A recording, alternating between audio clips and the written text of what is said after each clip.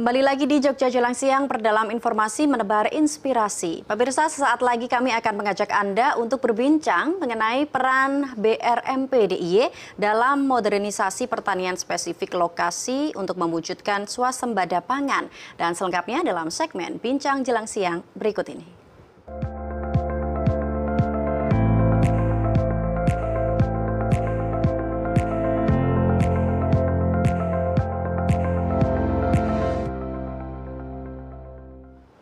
Pemirsa, sudah hadir di studio bersama kami ada Bapak Dr. Suharsono SPT MSI selaku Kepala Balai Besar Penerapan Modernisasi Pertanian DIY. Selamat pagi Pak Suharsono. Selamat pagi, Assalamualaikum warahmatullahi wabarakatuh. Waalaikumsalam. Kabar sehat Bapak? Alhamdulillah sehat, berkah dan panjang Baik umur. Pak Suharsono, terkait tema kita di Bincang Jelang Siang pada hari ini saya sedikit menggarisbawahi soal modernisasi pertanian spesifik, Pak. Di era zaman sekarang yang teknologi semakin canggih dan semakin maju, Pak. Apa yang membuat ataupun yang harus kita lakukan supaya tetap, terutama di bidang pertanian ini, tetap maju tanpa meninggalkan modernisasi, Pak Suharsono? Baik. Jadi Mbak Winda, dalam konteks kekinian, artinya ada paradigma baru bagaimana pertanian itu nanti bisa wujudkan swasembada pangan berkelanjutan. Yang salah satu keywordnya adalah modernisasi. Sehingga kebijakan mulai dari Pak Presiden, Pak Menteri, sampai pada level bawah, ini ada lembaga yang notabene adalah isinya orang-orang yang harapannya menghasilkan sebuah inovasi baru melalui sebuah lembaga Badan Perakitan Modernisasi Pertanian. Nah, badan ini punya salah satu UPT di setiap provinsi, yang salah satunya adalah BRMP Yogyakarta. Yang tugasnya adalah mengkoordinasi, mengelubarsi bagaimana penerapan hasil-hasil perakitan, pengujian pertanian spesifik lokasi untuk menjadi sebuah model penerapan pertanian modern. Ini cara-cara berpikirnya. Sehingga dalam konteks ini kami bagaimana bisa melihat secara makro tentang pertanian di daerah Yogyakarta. Sejauh ini modernisasi apa Pak yang sudah dilakukan dan tentunya sudah berhasil begitu dilakukan oleh para petani modern di daerah istimewa Yogyakarta? Apakah teknik ataupun cara-cara tradisional sudah mulai ditinggalkan atau tetap berjalan selaras begitu? Oke, jadi kalau di Jogja itu ada sebuah filosofi pertanian yang barangkali saya mengintegrasikan antara pertanian dengan budaya. Kalau di Ngarso Dalem ada istilah garis sumbu linier, yang itu mencerminkan ternyata agroekosistem pertanian di Yogyakarta ini identik satu linier dengan sumbu filosofi. Yang di wilayah utara, kalau di Sleman ada Gunung Merapi, kalau di Kulon Progo ada Pegunungan Menoreh, kalau di Gunung Kidul ada Pegunungan Baturakung, itu suatu daerah tangkapan air yang di situ adalah sentra-sentra untuk pertanian konservasi. Sampai di tingkat bawah, di tengah-tengah perkotaan, itu sentra air yang digunakan untuk tanaman pangan, termasuk di daerah kawasan Kars di Gunung Kidul dan kawasan pesisir, kawasan Bantul dan Kulon Progo. Nah, kawasan itu akan mencerminkan bagaimana modernisasi pertanian dilakukan berbasis sumber daya genetik spesifik yang ada. Nah, langkah-langkahnya apa? Pertama yang perlu dibangunkan kalau kita berpikirnya adalah bagaimana kita teknologi untuk bisa panen air, tabung air atau simpan air dan hemat air. Ini kuncinya. Kenapa? Pertanian kita dihadapkan pada pertanian perubahan iklim.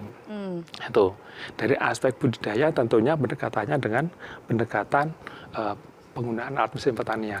Yang ini akan membuat sebuah proses produksi lebih efisien. Di samping teknologi pendukung lainnya. Saya pada level apa? Level di tingkat hilir, bagaimana korporasi pertanian bisa dibangun. Jadi daya saing sektor pertanian dalam konteks di akhirnya adalah hilirisasi. Yang itu nanti konteks marketnya nggak main-main. Yogyakarta setiap saat, apalagi menjelang liburan ini, dibutuhkan sumber daya pertanian untuk mencukupi kebutuhan masyarakat lokal yang hadir ke Jogja. Ya, baik.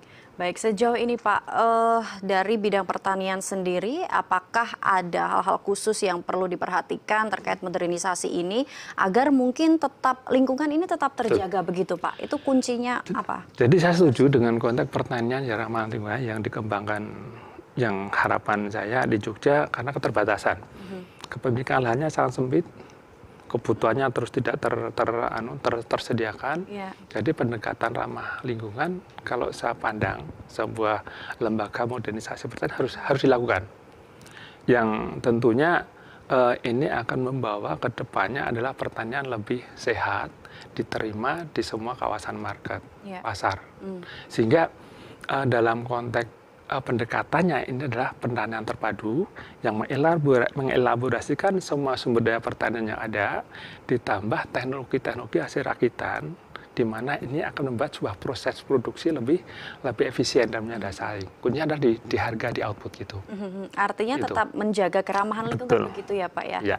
Baik, melihat banyaknya mungkin teknologi ataupun alat-alat yang mulai modern begitu untuk mempermudah para petani khususnya begitu ya Pak untuk panen salah satunya. Apakah ini diselaraskan begitu dengan kemampuan para petani yang mungkin kita bisa lihat bersama mayoritas petani ini sudah dalam usia-usia yang lansia begitu Pak. Nah ini bagaimana? Jadi pertama pendekatan program. Pendekatan program tentunya Kementerian Pertanian melalui Direktorat Teknis itu melaunching membuat sebuah program terobosan bagaimana kelompok petani itu bisa mendapatkan akses sarana prasarana utamanya alat mesin pertanian untuk mempercepat proses pengolahan lahan, percepatan panen, yang harapannya nanti ketika cepat panen, olah lahan tersedia air yang melimpah tadi, proses produksi tidak berhenti. Ini.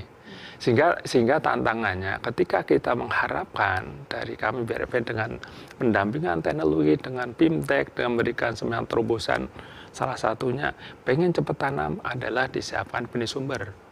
Yang benih sumber itu kami salah satu ditugaskan untuk menyiapkan benih sumber.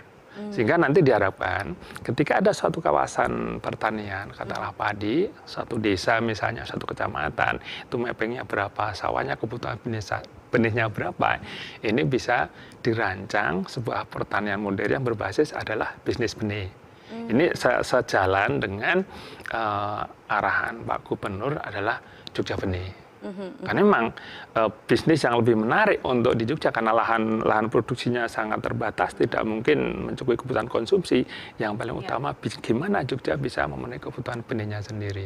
Nah kami ditugaskan untuk menyiapkan benih sumber yang untuk bisa dikembangkan di mitra-mitra kami, baik di kelompok tani, di wilayah-wilayah atau industri yang bergerak di bidang pertanian, khususnya tanaman pangan. Baik. Gitu.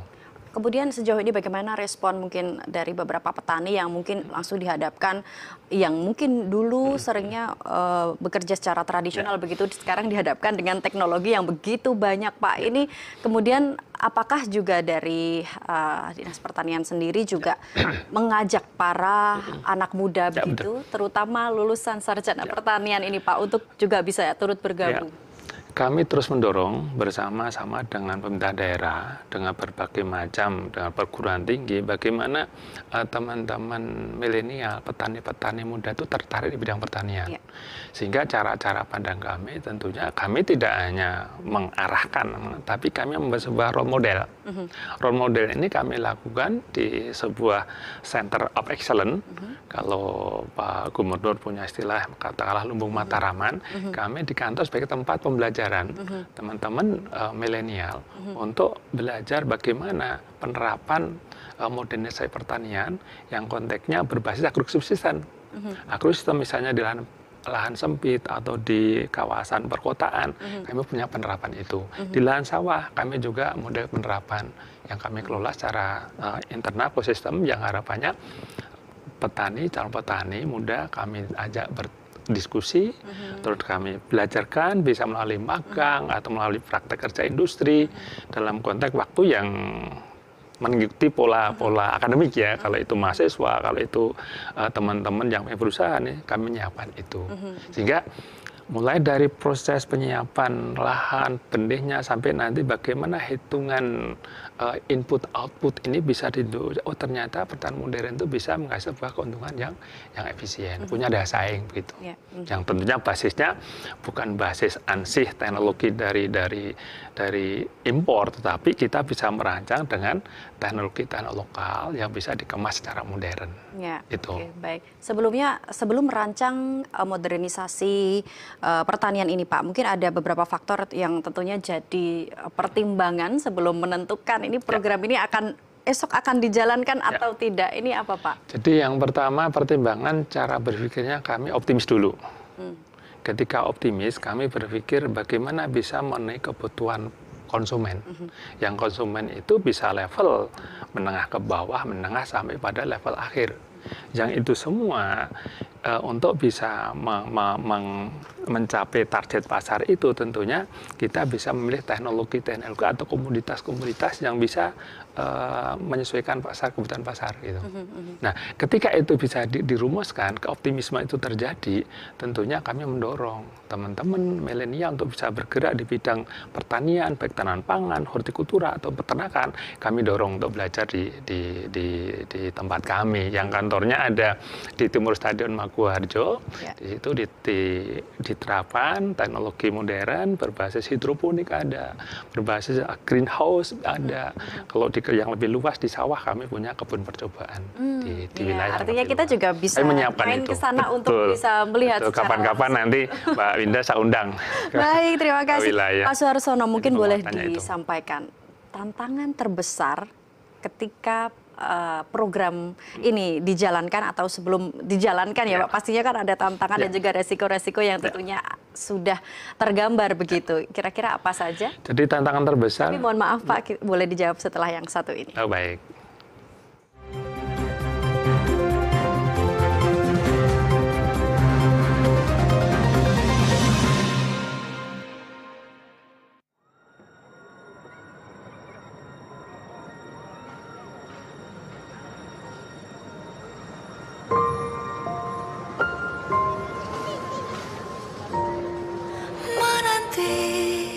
Kamu selalu ku nanti. Ada walau saat ini hanya di mimpi. Waktu denganmu selalu berharga, arti cinta jadi berbeda. Tangis tawa penuh rasa, ingin ku rasa selamanya.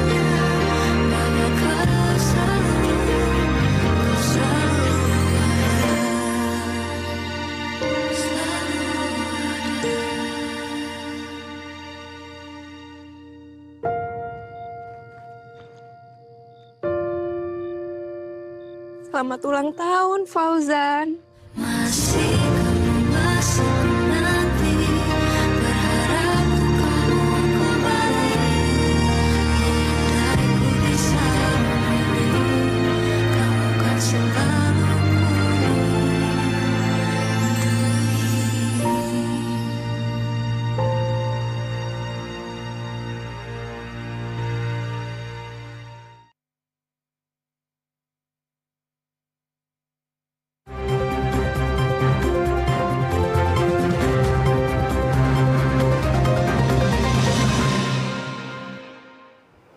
Baik pemirsa, masih di segmen Bincang Jelang Siang, masih bersama Bapak Dr. Suharsono di sini. Bapak, kita lanjutkan untuk pembahasan sebelumnya tadi ya Pak. Ya. Mungkin boleh disampaikan apa Pak tantangan terbesar dalam program modernisasi ini? Jadi yang pertama tantangan yang terbesar sekarang hadir di kita, utamanya perubahan iklim. Di Jogja sudah 1 minggu ini yang mestinya kemarin dari perkiraan BMKG sudah mulai musim kemarau. Tetapi alhamdulillah di Jogja masih diguyur hujan. Tapi ini dalam konteks budidaya tanaman ini harus hati-hati. Karena ketika ada perubahan iklim ini akan menggerakkan ekosistem berubah yang risikonya adalah hama penyakit. Perubahan iklim tidak bisa dipandang remeh itu. Sehingga butuh terobosan teknologi modern untuk antisipasi itu. Yang kedua tentunya tadi paradigma generasi penerus pertanian kita. yang saya melihat, saya terus mengajak bagaimana teman-teman milenial untuk terus mencoba melirik bahwasanya sektor pertanian itu menjanjikan. Ya, menjanjikan. Karena apa? Barangkali hari ini kita masih berpikir pasar Jogja. Besok bukan pasar Jogja, pasar nasional. Pasti Jogja bisa sumbangsi untuk penyediaan pangan nasional. Bahkan Jogja seoptimis bisa menjadi mensuplai pasar global gitu. Artinya apa? Dalam konteks agribisnis, saya percaya yang bisa menggerakkan bukan yang dalam tanda petik petani kolonial yang barang udah generasi-generasi masa lalu, tetapi generasi-generasi mungkin generasi alfa, beta ke depan sudah mulai melirik itu dengan harapan kalau dilakukan dengan serius, pasti bisa dilakukan sistem produksi yang efisien. Jadi kedepannya tidak hanya sebagai petani saja, tapi petani yang menjadi pengusaha pertanian. Dan itu sekarang digerakkan, dibangun bersama-sama lintas sektoran, yang itu nanti bisa menjadi penggerak pemaju. Yang notabene penyediaan pangan tidak hanya hari ini, tapi masa depan. Yang kita pikirkan generasi itu. Yang ketiga dari aspek itu kalau saya melihat tantangan. Jogja membutuhkan bahan pangan yang secara mutu, secara kontinu, ini harus tersedia melihat dinamika pasar yang ada di Jogja itu terus ada perubahan. Sebentar lagi long weekend, yang kita tahu semua pasti dari mana saja tujuannya Jogja untuk bisa menikmati yang bisa ini tidak hanya alamnya, tidak hanya ekosistem dari Merapi sampai laut, tetapi bagaimana di titik-titik tertentu di kawasan tertentu di situ muncul kuliner yang basisnya mau menu Nusantara ada atau menu yang global ada juga. Ini yang menarik. Tetapi tantangan ini tidak mungkin. Harapan saya petani di Jogja jangan hanya sebagai penonton, artinya sebagai pelaku. Belum lagi kalau kita lihat pembangunan di wilayah selatan itu, mulai dari kawasan Zia sampai kawasan selatan Gunung Kidul, kawasan Kars, itu menjadi sebuah dorongan nanti bagaimana petani di wilayah itu bisa menjadikan pangan untuk ikut ambil bagian penyediaan makanan yang dalam konteks untuk kalangan kebutuhan masyarakat juga kalangan yang hadir di Jogja. Tiga hal itu yang saya melihat ini tantangan, tetapi seharus kalau ini kita seriusi, kita belajar, moga-moga menjadi peluang untuk tumbuh berkembangnya pertanian di Yogyakarta. Yang notabene lahannya sempit, tapi walaupun sempit, tapi tetap produktif, berbasis teknologi pertanian modern yang harapannya dengan budaya bisa dibangun ramah lingkungan dan bisa adaptif terhadap perubahan iklim yang terjadi pada saat ini. Baik, ternyata ada beberapa tantangan yang tentunya ini juga bisa menjadikan peluang para calon petani milenial begitu ya Pak, untuk juga bisa melihat lingkungan ataupun peluang-peluang besar, terutama daerah istimewa Yogyakarta ini merupakan salah satu kota wisata begitu, tidak hanya wisata alamnya tapi juga kulinernya begitu ya Pak, kita garis bawahi. Betul. Baik, kemudian bagaimana Pak cara BRMPDI ini untuk dapat mengatasi tantangan tersebut?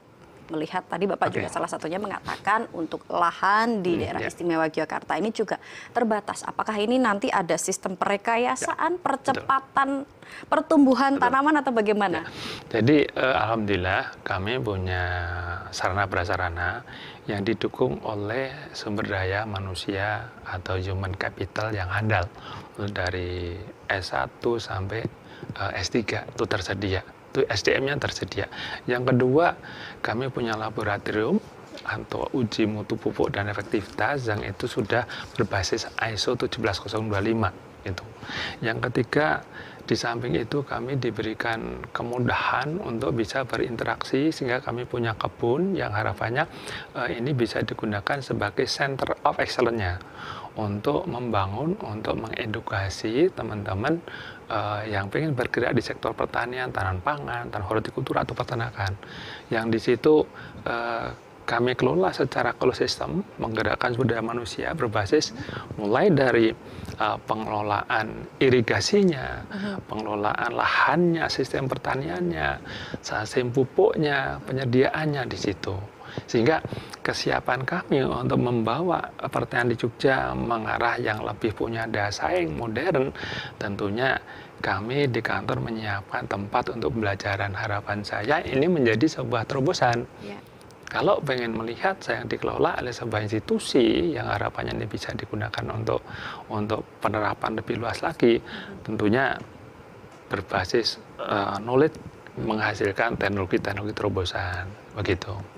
Baik, sejauh ini bagaimana Pak proses monitoring yang telah dilakukan oleh BRMP DIY yang tentunya supaya program-program ini tetap terkontrol dan juga berjalan sesuai harapan begitu? Jadi berkaitan dengan monitoring, kebetulan BRMP secara umum atau BRMP Jogja ditugaskan oleh Pak Menteri untuk ya setiap wilayah harus diberikan target.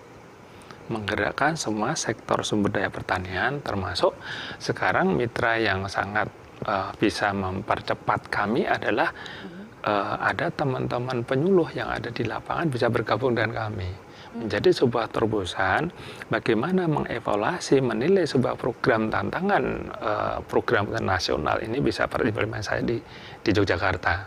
Sehingga dalam konteks monitoringnya kami punya database berapa per hari petani yang nanam padi itu punya, berapa setiap hari petani yang panen itu kami punya database-nya, yang itu bisa digunakan untuk database nasional, itu monitoringnya.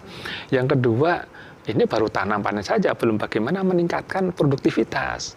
Kami punya teknologi untuk peningkatan produktivitas berbasis teknologi, berbasis budaya lokal. Misalnya penguatan dengan pupuk organik yang mengandung misalnya pupuk hayati, dengan memanfaatkan mikrobia yang bisa menjadi supaya ekosistem lahan itu benar-benar bisa ekosistem yang seimbang, sehingga bisa mempercepat penyerapan unsur hara menjadi sebuah tanaman yang menghasilkan produksi tinggi. Nah, kami siapkan teknologinya, siapkan SDM-nya, sehingga SDM ini harapannya pertama ketika program datang, kami bersama-sama mendampingi petani, kelompok tani untuk bisa penerapan teknologi. Itu. Selain pertanian atau dalam bentuk menanam padi begitu Pak, apakah juga seperti perkebunan buah-buahan begitu juga ada pendampingan khusus Pak? Jadi semua program Kementerian Pertanian atau entah daerah yang ada di wilayah, semua bidang misalnya tanaman pangan, hortikultura, perkebunan, termasuk peternakan di bidang kami. Ya, kami membagi peran kepada staf kami yang punya fungsional berbasis ilmu itu. Yang peternakan mendampingi, memonitoring program peternakan. Yang hortikultura mendampingi, monitoring kepada petani sehingga bagaimana buah, bagaimana sahur bisa tersedia di Yogyakarta, termasuk komoditas-komoditas utama, khususnya tanaman pangan, padi, jagung, kedelai yang sekarang menjadi konsennya. Muka-muka depan segera bisa ekspor yang berkelanjutan kalau udah swasembada pangan. Baik, beberapa aspek yang tadi Bapak sebutkan mungkin dari peternakan, kemudian perkebunan, pertanian dan juga lain-lain. Aspek mana Pak yang mungkin lebih mudah ataupun paling cepat melakukan ataupun dapat merealisasikan modernisasi pertanian ini?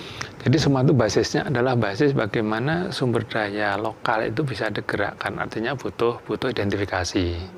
Ya, berkaitan dan kecepatan, sebetulnya misalnya tanaman pangan mau tidak mau, kalau kita punya sumber daya air yang melimpah, saya jamin semangatnya petani di Jogja ketika ada air segera tanam, gitu, ya. Termasuk di dalam konteks yang lain untuk percepatan, misalnya tanaman perkebunan hortikultura yang sekarang memang yang digerakkan bagaimana hilirisasi. Ya, artinya disiapkan benih-benih yang bibit yang unggul sehingga di proses budidayanya ini bisa terlaksana dengan baik, sehingga itu juga akan percepat. Sebagai contoh saja, teman-teman milenial cara pandangnya barangkali di sektor tanaman pangan agak berkurang, tapi sektor tanaman hortikultura misalnya melon semangat cepat kejual, sehingga dari aspek budidaya anak akan mempercepat perputaran keuangan. Nah, yang dilirik oleh teman milenial untuk yang akses itu, walaupun risikonya besar, risikonya besar ketika tidak tahan perubahan iklim, barangkali nanti kena hujan dan penyakit dan lain-lain. Termasuk peternakan juga. Saya bilang di Jogja nggak senang konsumsi sate kambing. Dari mana bahannya itu? Ya. Bahannya dari mana? Otomatis kami menggerakkan teman-teman yang milenial untuk bagaimana perbibitan ternak domba atau kambing, atau nanti sistem budidaya yang manfaat teknologi modern, atau nanti sistem bisnisnya gimana bisa menyediakan secara rutin. Bayangkan satu kuliner sate kambing aja bisa satu yang terkenal udah lebih dari 100 ekor. Iya, artinya Itu real di Jogja. Iya. Dan kita butuh terobosan gimana cepat menghasilkan produksi itu. Pendekatannya adalah benih atau bibit, pakan yang kualitas atau peternakan, dan itu yang bisa adalah teman-teman yang cara pandangnya bisnis. Iya. Ya, salah satunya adalah milenial gitu. Iya, Nah, kami mengarah ke situ. Sehingga dengan demikian kalau ditinjau lebih mudah mana ini relatif. Gitu. Iya, Karena masing-masing punya pangsa pasar yang berbeda. berbeda begitu. Betul. Ya, artinya ini Sistem yang berbeda juga gitu. baik. Banyak Ya, kami sekali adaptif pertimbangannya gitu. begitu ya, Betul, Pak, ya? betul. Nah, ini salah satu peluang bagi para petani dan juga calon petani begitu ya, Betul, Pak, untuk dapat terjun di dunia pangan, terutama pertanian modern ini ya, Pak. Baik, ternyata pemirsa, modernisasi pertanian ini dapat meningkatkan selain produktivitas juga efisiensi, mutu hasil panen melalui penggunaan teknologi seperti benih unggul dan juga mekanisme begitu ya, Pak. Mekanisasi. Ya, baik. Terima kasih Bapak Suharsono SPT MSI selaku Kepala Balai Besar Penerapan Modernisasi Pertanian DIY yang telah bergabung bersama kami di sini, Bapak. Terima kasih, Mbak Winda. Baik, pemirsa, cukup sampai di sini dan sampai jumpa di Jogja Jelang Siang berikutnya. Ya.